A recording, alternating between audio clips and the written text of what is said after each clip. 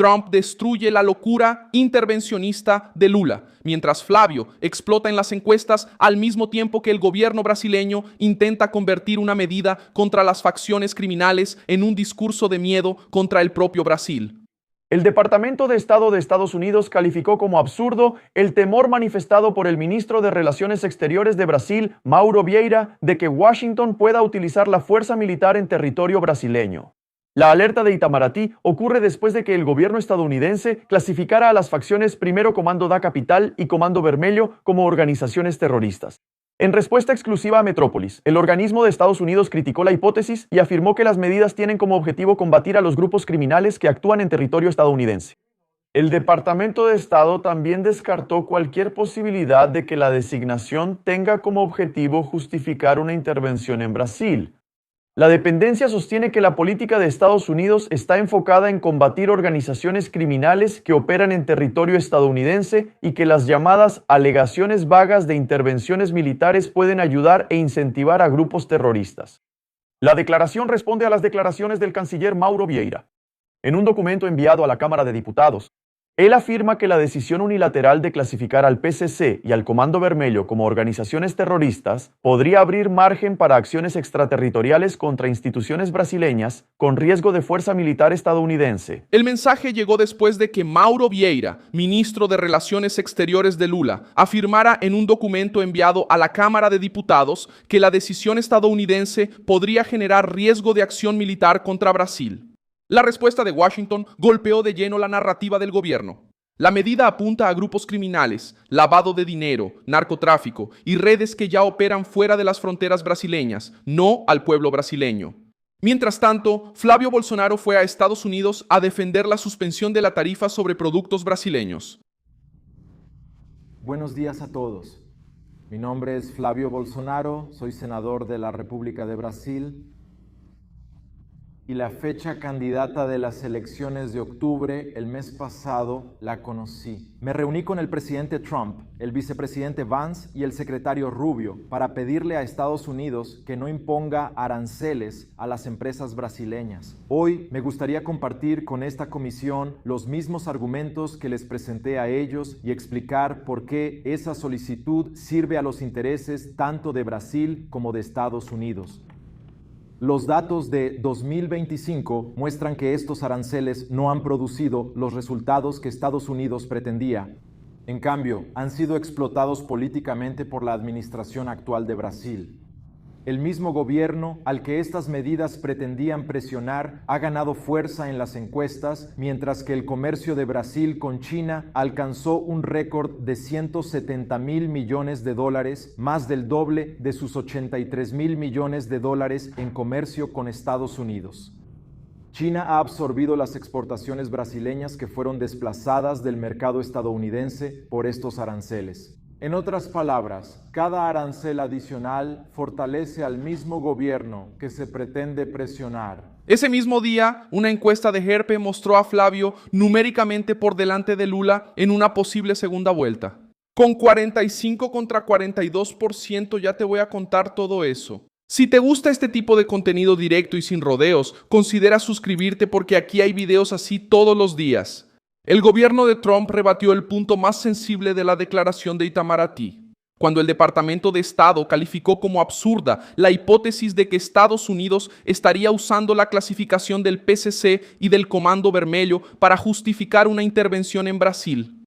La reacción llegó el 7 de julio de 2026, después de que la diplomacia brasileña enviara a la Cámara de Diputados un documento firmado por Mauro Vieira. En el texto, el canciller trató la decisión estadounidense como una apertura para acciones extraterritoriales, incluso con riesgo de uso de fuerza militar contra el territorio nacional. Washington respondió de forma seca.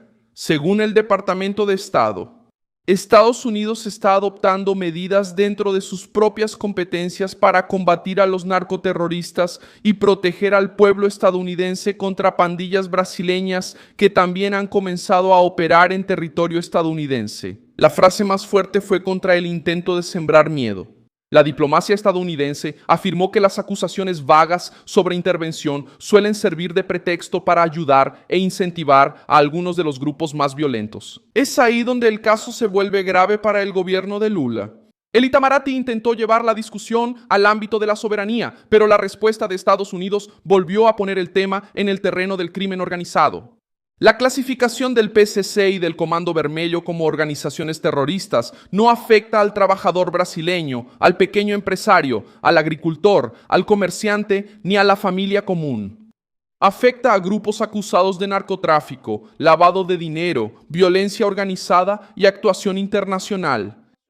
El riesgo real no es para Brasil, el riesgo es para delincuentes, operadores financieros, prestanombres, empresas fantasma y redes que mueven dinero sucio. ¿Por qué tanta dificultad en admitir que las facciones brasileñas ya se han convertido en un problema internacional? Mientras la diplomacia brasileña intentaba transformar la medida en pánico político, la propia realidad policial en Brasil reforzó la importancia de seguir el dinero del crimen. La justicia federal ordenó la liberación de Estela Stephanie Nunes Enrique de Oliveira en la noche del 7 de julio. Pues sí, ¿verdad? La justicia decretó la liberación de 7 personas que habían sido detenidas en la operación Exchange de la Policía Federal la semana pasada, que es una operación que investiga el lavado de dinero del tráfico internacional de drogas. Y entre esas 7 personas que serán liberadas está Estela Stephanie de Oliveira, que es esa brasileña que, como bien recordaste, fue sancionada por Estados Unidos por su supuesto involucramiento con la facción criminal, Primer Comando de la Capital, el PCC. Todos esos investigados tenían una detención temporal decretada, que es la que dura 5 días. Y al final de ese plazo, la policía pidió a la justicia que esas prisiones fueran convertidas en preventivas, que son aquellas que no tienen plazo para terminar. Pero para esas 7 personas, la justicia negó esa solicitud porque dijo que solo fueron arrestados para viabilizar el cumplimiento de órdenes de cateo y aseguramiento, para que la policía pudiera investigar ahí dispositivos móviles y documentos sin que hubiera destrucción de pruebas. Y como eso ya se pudo hacer y no se presentaron nuevas pruebas que vincularan a esas 7 personas con ese esquema, la justicia decretó la liberación de esas 7 personas. Ahora, para otros 6 sospechosos, porque fueron 13 órdenes de arresto en total, la justicia sí aceptó la solicitud de prisión. E incluso 3 de ellos ni siquiera han sido encontrados por la policía. Ella había sido arrestada por la Policía Federal en una operación contra el lavado de dinero vinculado al tráfico internacional de drogas y fue sancionada por Estados Unidos por supuesta vinculación con el PCC. La decisión no convirtió la detención temporal en prisión preventiva. La justificación fue que la prisión temporal cumplió su función durante los cateos y aseguramientos. La operación involucró a más de 50 agentes de la Policía Federal, ejecutó 11 órdenes de detención temporal y 13 órdenes de cateo y aseguramiento en São Paulo, Santos, Praia Grande y Santana de Parnaíba. 7 personas fueron arrestadas. La justicia también determinó el embargo de bienes, valores y criptoactivos hasta la suma de 10.4 mil millones de reales. Ellos siguen prófugos, pero se les dictó esta orden de prisión preventiva. Son ellos Víctor Enrique de Oliveira Chimada, quien es señalado como líder de esta organización criminal y que también fue sancionado por Estados Unidos por su supuesto involucramiento con la facción criminal PCC. El otro hombre que aún no ha sido encontrado, que está prófugo y que tuvo esta orden de prisión preventiva aceptada, es Igor Fokim Savioli, quien es señalado como otro líder de este esquema. Y además de estos dos, tenemos a Amaury Enrique de Oliveira, que es el tío de Víctor Chimada, señalado como responsable del apoyo logístico de este esquema de lavado de dinero del tráfico internacional de drogas. La decisión de la justicia afirma que para estos investigados, la prisión preventiva se justifica exclusivamente para asegurar la ejecución de la ley penal. La defensa de Estela que mencionamos aquí, ¿verdad? Ella que es prima de Víctor Chimada, dice que por respeto al secreto judicial no iba a comentar su liberación ni la decisión de los autos. El punto central de la investigación es una red sospechosa de lavar dinero del narcotráfico internacional por medio de criptoactivos, movimiento de dinero en efectivo, transacciones bancarias de alto valor y transferencias entre personas y empresas. Estela Stephanie fue descrita por las autoridades estadounidenses como una persona vinculada a Víctor Enrique de Oliveira Chimada, quien también fue sancionado por el Departamento del Tesoro de los Estados Unidos. Él fue objetivo de la misma operación, pero no fue encontrado y sigue prófugo. En otro frente, Flavio Bolsonaro fue a Washington y ocupó el espacio que el gobierno de Lula intentó decir que él no ocupaba. Debido al tiempo limitado disponible hoy, abordaré solo 3 temas. Los 6 temas se discuten en detalle en la declaración escrita que he presentado a esta comisión. El primero es la censura.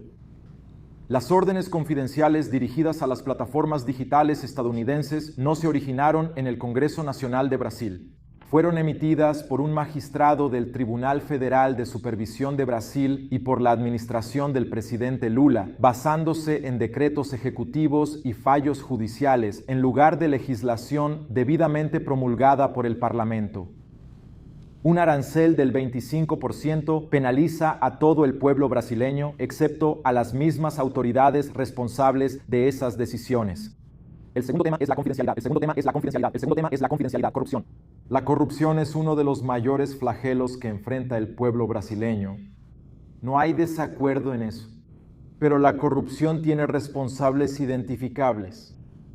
Los 4 mayores escándalos de corrupción en la historia reciente de Brasil. El esquema Mansalón, el caso descubierto por la Operación Car Watch, el fraude que involucra al Instituto Nacional del Seguro Social de Brasil, ENES, en el que el propio hijo del presidente Lula está entre los investigados, y el caso del Banco do Master. Todos ocurrieron bajo el gobierno liderado por el Partido de los Trabajadores, el partido político que actualmente está en el poder.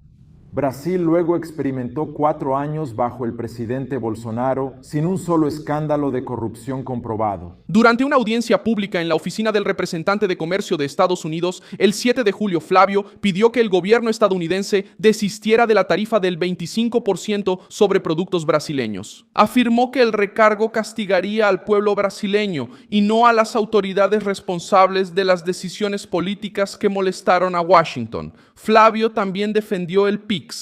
Afirmó que el sistema no es un problema que deba corregirse, sino una solución que amplió la inclusión financiera en Brasil, especialmente entre los más pobres. La declaración de Flavio también tocó otro punto delicado.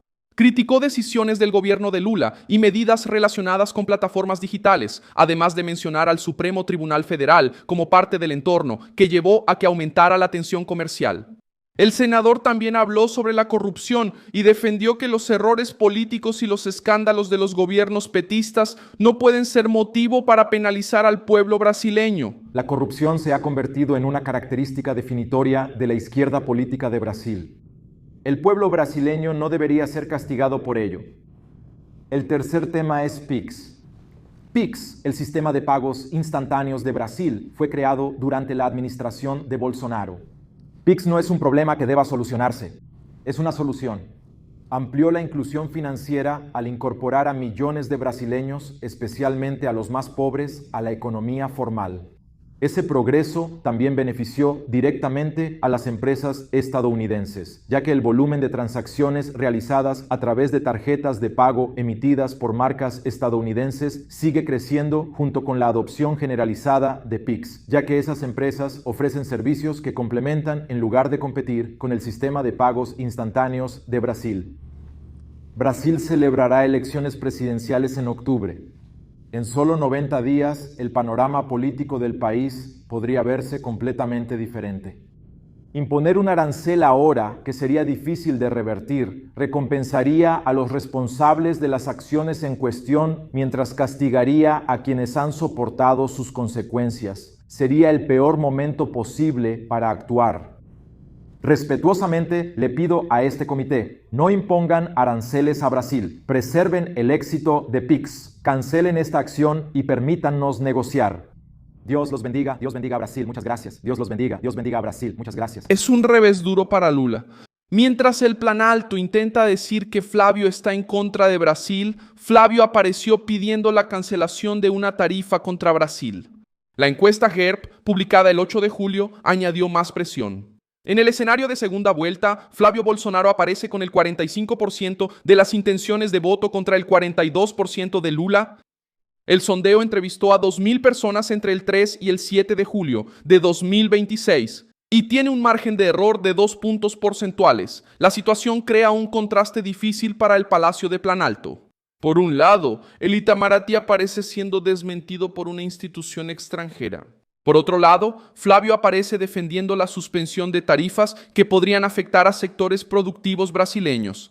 En medio de eso, una operación de la Policía Federal expone una sospecha de lavado de miles de millones ligada al tráfico internacional de drogas. La frase que queda de este choque político es simple: combatir al PCC y al Comando Vermelho no es atacar a Brasil. Atacar a Brasil sería dejar que la facción creciera, lavara dinero, cruzara fronteras, se infiltrara en negocios y luego usar la palabra soberanía para proteger el desorden. Muchas gracias por ver este video hasta el final. Apoya nuestro proyecto y contribuye económicamente a través de la clave Pix que aparece en tu pantalla. Somos un canal independiente, enfocado en mantenerte informado con la verdad. Tu contribución nos ayuda a seguir en pie.